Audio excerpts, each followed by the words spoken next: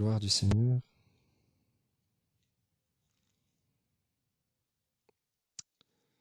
O Purnam Hadam Purnam Idam Purnat Purnam Udashyate Purnasya Purnam Adaya Purnam Eva Vashishyate.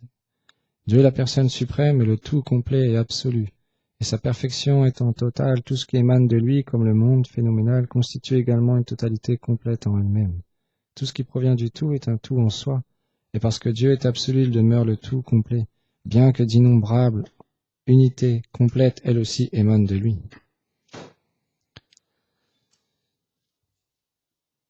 Cette compréhension que, une fois, une personne m'a posé cette question pendant une conférence, et elle disait, nous sommes aussi Dieu, nous sommes Dieu. Et les Védas expliquent, non, nous sommes des serviteurs, des infimes parties du Seigneur suprême. Nous avons les mêmes qualités, mais d'une manière infime. Comme l'explique chez Bhaktivedanta Thakur dans le Javadharma, l'âme est éternelle, Satchit Ananda. Elle a les mêmes qualités que le Seigneur suprême, faite d'éternité, de connaissance et de félicité. Mais elle n'est pas l'origine de toute chose. Elle est une infime particule de sa personne. Donc, quand on désigne le Seigneur suprême, quand on le nomme Dieu, la personne suprême, il faut comprendre son aspect d'illimité et son aspect de création, de grandeur. Dans un premier temps, on doit comprendre qu'il est l'origine de toute chose, que nous sommes ses serviteurs et c'est lui-même qui nous a créés, qui est le créateur dans le monde dans lequel nous nous trouvons. Chez Bhakti-Vibuddha Dayan Goswami Maharaj, il explique les 5 principes de l'humanité.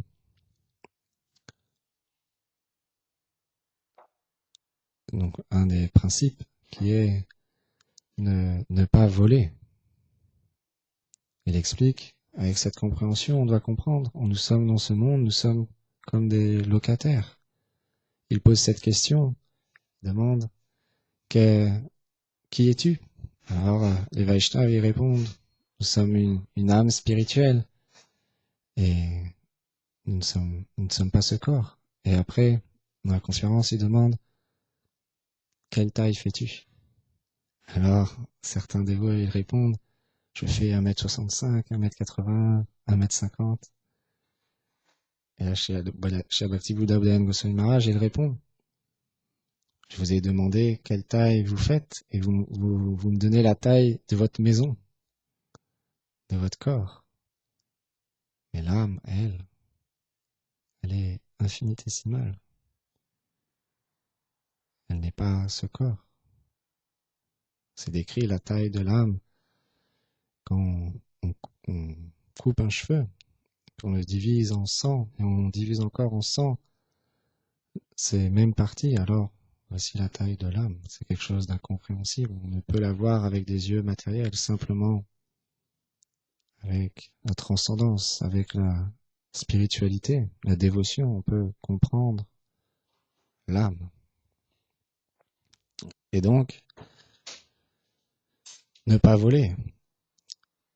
Le premier principe qui explique chez Bhakti-Vibuddha Dayan Goswami Maharaj, il explique, nous sommes tous des descendants de Manu, Manushya. Originellement, Brahma, le créateur, qui a reçu ce pouvoir du Seigneur suprême de créer, une mise en pouvoir par le Seigneur. Alors il a créé les 4 Kumaras.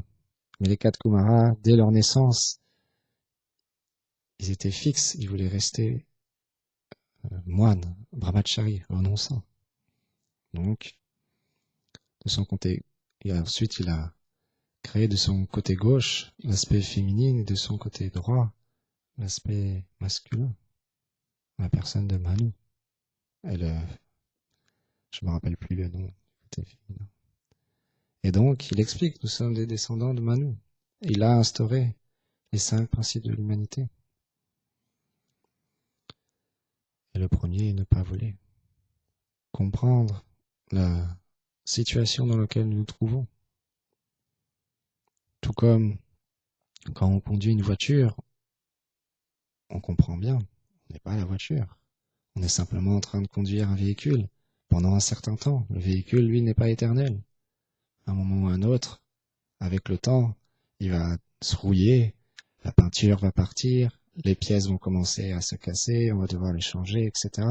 Mais un jour, la voiture, elle ira à la casse. Nous-mêmes,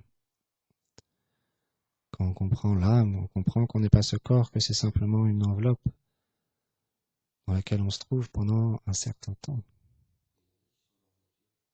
Qui sont? Ah oui, ça existe. De la même manière qu'il y a des personnes qui s'identifient au corps et qui font tous les jours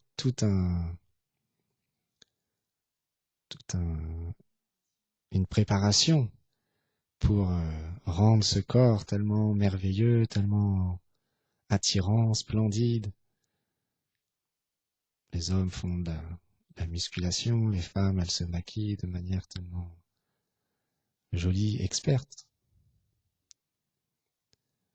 Quelqu'un qui comprend l'âme, bien qu'il peut faire ces choses-là, mais pour une raison différente.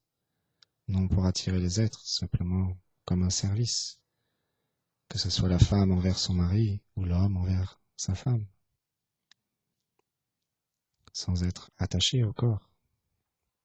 En comprenant qu'on est une âme, qu'on n'a rien à voir avec ce corps qui nous enveloppe. Et donc, ne pas voler, ça veut dire ne rien prendre pour soi. Comprendre que tout appartient au Seigneur suprême et que tout doit être engagé dans son service. Il explique tout peut véritablement être engagé dans son service. Simplement, c'est la compréhension que l'on a des choses qui font qu'on s'enchaîne à ce monde, qu'on s'en libère. En engageant les choses pour le plaisir du Seigneur, alors on se libère de cet attachement à ce monde matériel et en simplement agissant pour nous-mêmes, alors on s'attache de plus en plus à l'environnement que l'on a dans ce monde et à ce monde même, puisqu'on devient finalement dépendant émotionnellement de ce qui nous entoure, des personnes avec qui on se trouve et de nous-mêmes. Parce que quand on est malheureux, on est identifié à ce malheur et quand on est heureux, on est identifié à ce bonheur. Mais Krishna l'explique. Éphémères joie et peine, comme été et hiver, vont et viennent. Elles sont dues qu'à la rencontre des sens avec la matière. Il faut apprendre à les tolérer et à les accepter sans en être affecté. Sinon, on passera notre vie à être ballotté entre ces deux émotions. Évidemment, tout le monde dans ce monde cherche le bonheur. Mais le bonheur véritable, tel qu'on le désire, tel qu'on le perçoit, peut être pleinement manifesté simplement quand on réalise notre relation intime avec le Seigneur suprême. Shabakti-Uddhav Dayan Goswami Maharaj, il donne un exemple. Il dit, cette dévotion, cet amour qu'on porte à la personne suprême, elle ne doit pas être comme un devoir, comme une obligation. Elle doit venir du cœur. Elle doit véritablement nous emplir de joie, de félicité. C'est quelque chose qui doit être véritablement, graduellement, devenir de plus en plus naturel et spontané. On a envie de faire plaisir au Seigneur suprême. Et il donne un exemple, il explique son maître spirituel.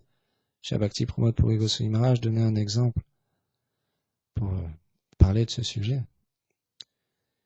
Donc, Shabodhan Maharaj, il explique, voilà, si je vais dans une maison, je suis invité chez toi,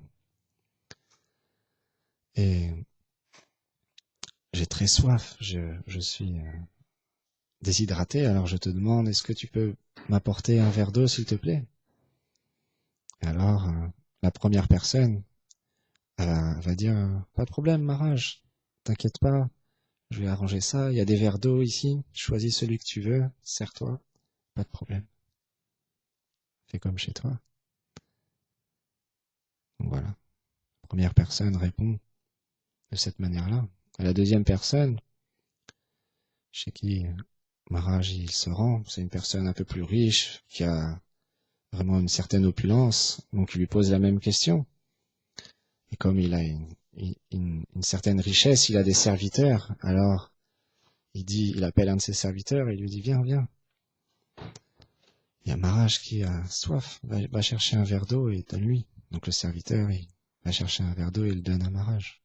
Et la troisième personne lui pose la même question au moment même où il a fini de poser sa question. La personne, elle court, elle va en cuisine, elle lave le verre, elle prend de l'eau et elle l'amène personnellement directement à Maharaj.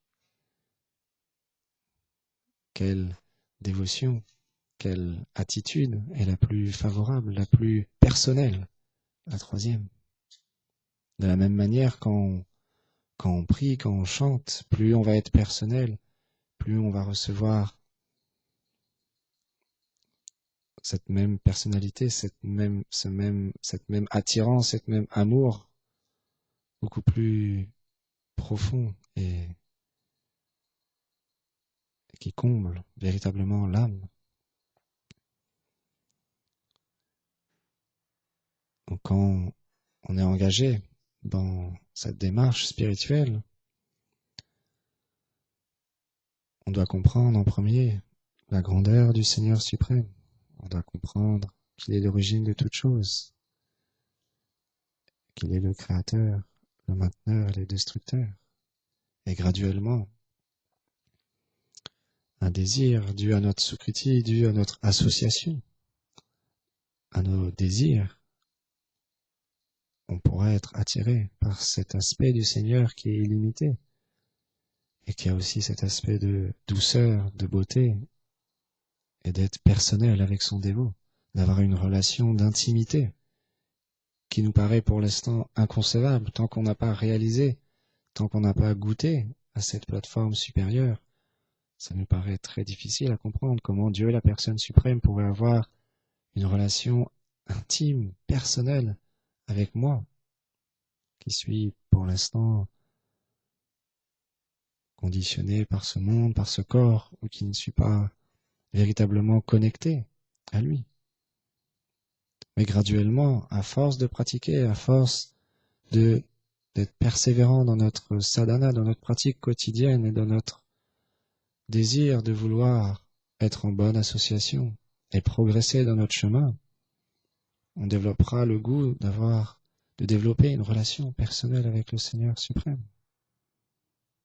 Shri Bhakti-Buddha Goswami Maharaj, il explique comme Mère Yashoda, la mère de Gopal, bien qu'elle a un nombre illimité de serviteurs et de servantes, qui est la mère du Seigneur suprême, tous les matins, personnellement avec ses mains, elle baratte le beurre pour son Gopal et elle fait tellement de services, directement, personnellement. Les Vaishnavas, ils nous expliquent simplement, on doit désirer, progresser dans notre vie spirituelle. Et un jour, un grand sage, Narada Muni, il passait devant un brahmana il était en route pour aller voir le Seigneur suprême. Narada Muni est un grand sage qui peut voyager à travers toutes les différentes planètes, systèmes planétaires, et voir et parler directement avec le Seigneur suprême. Un grand sage très puissant, très miséricordieux, qui répand les gloires du Seigneur à travers le monde entier. Donc, il a croisé un brahmana qui était en train de faire ses ablutions, en train de vaquer à ses devoirs quotidiens. Vaquer à ses devoirs quotidiens. Et il lui a posé la question. Le brahmana lui a demandé à Narada Muni, s'il te plaît, je sais que tu es un grand sage, tu es un grand dévot du Seigneur. S'il te plaît, pose cette question au Seigneur suprême, de savoir dans combien de temps je serai libéré de ce monde et je le rejoindrait. Et le brahmana était véritablement très parfait extérieurement dans toutes ses activités quotidiennes, ses pratiques. Il était très, très bien rodé. Et Narada Muni lui a dit ok. Et il a continué son chemin. Et il a croisé un cordonnier. Jai Shishinita Vijamba Shishinanda Shagaba Shishinada.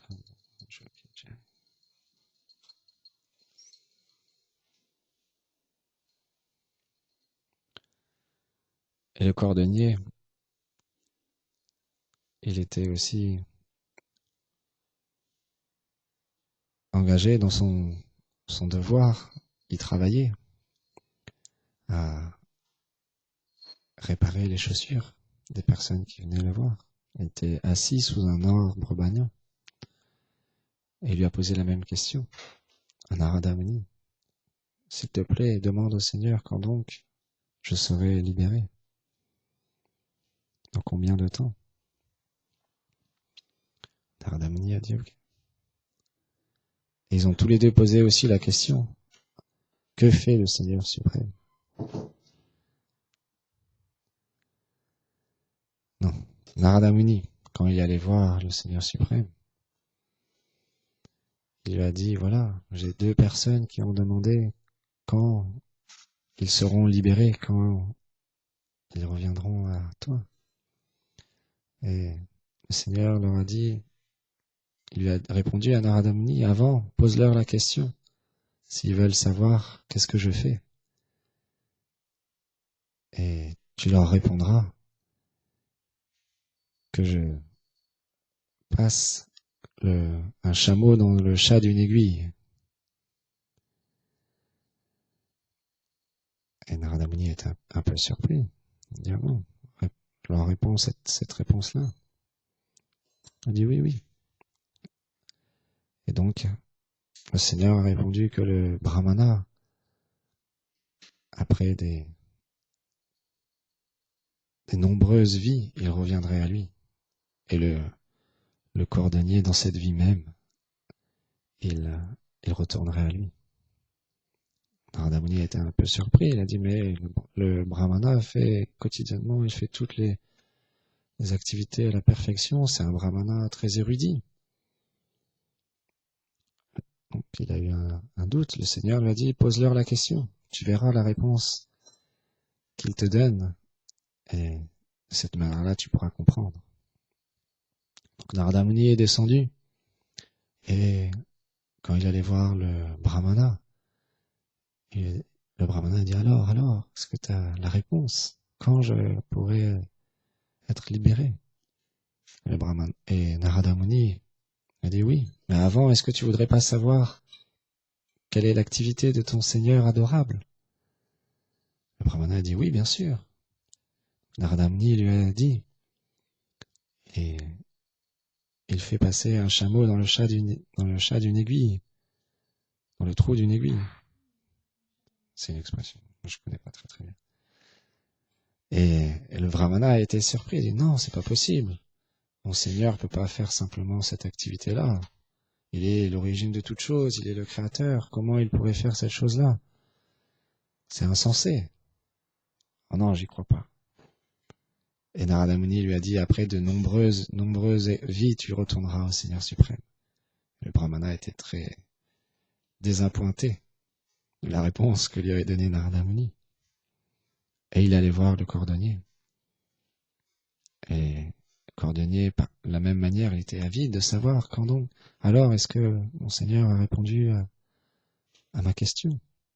Il dit oui. Mais avant, est-ce que tu voudrais pas savoir que fait ton Seigneur adorable?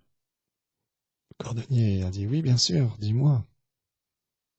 Il lui a donné la même réponse.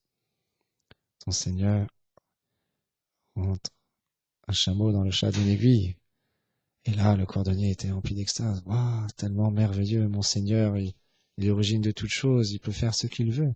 Narada Muni a dit, tu crois vraiment que ton Seigneur est en train de faire cette chose-là? Ben oui, pourquoi pas? Il peut faire ce qu'il veut. C'est mon Seigneur adorable. avait la foi, la dévotion, l'amour véritable pour le Seigneur suprême. Narada Muni lui a répondu, dans cette vie même, tu pourras voir ton Seigneur adorable. Donc de la même manière, les acharyas, les Vaishnavas, ils expliquent. On doit développer la foi, l'amour, le désir de le rencontrer, de le voir, de le servir. On ne doit pas désirer prendre sa place, parce que ce n'est pas possible.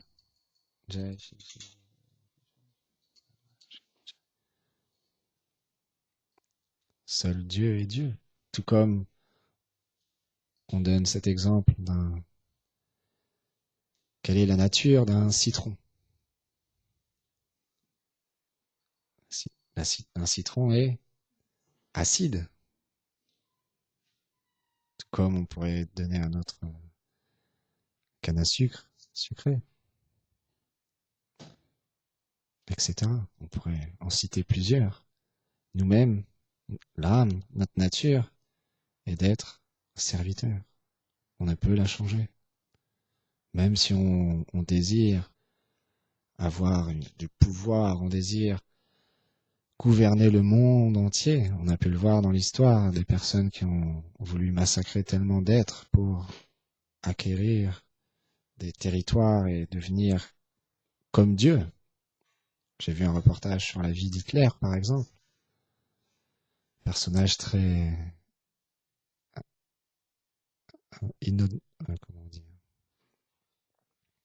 très particulier.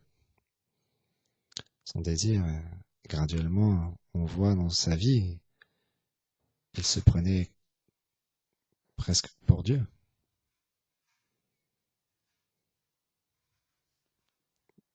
Donc, comprendre notre nature est véritablement important.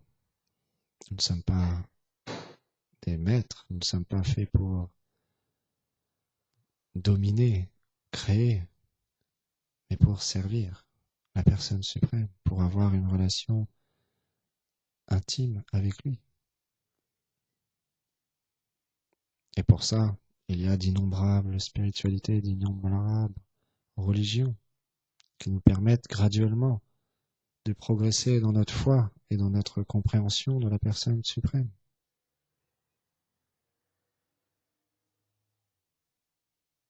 Donc c'est un chemin qui est extraordinaire, qui est véritablement le but et le devoir de toute personne qui, après de nombreuses vies, à travers les entités vivantes, à travers le cycle des morts et renaissances, acquiert cette forme humaine qui est si rarement obtenue. Alors on peut se poser des questions, on peut entreprendre cette démarche de vouloir comprendre le but de notre vie, de vouloir comprendre qui nous sommes véritablement et qui est derrière toutes ces choses qui se trouvent dans ce monde, qui est derrière la personne. Et on commence à prier, on commence véritablement à se mettre en marche dans cette voie spirituelle qui nous attire, peu importe la voie spirituelle. Chacun a des désirs bien différents et est attiré par différentes voies. L'important, c'est de commencer à se mettre en marche sur le chemin de l'amour. Go, Primanande, Haribo.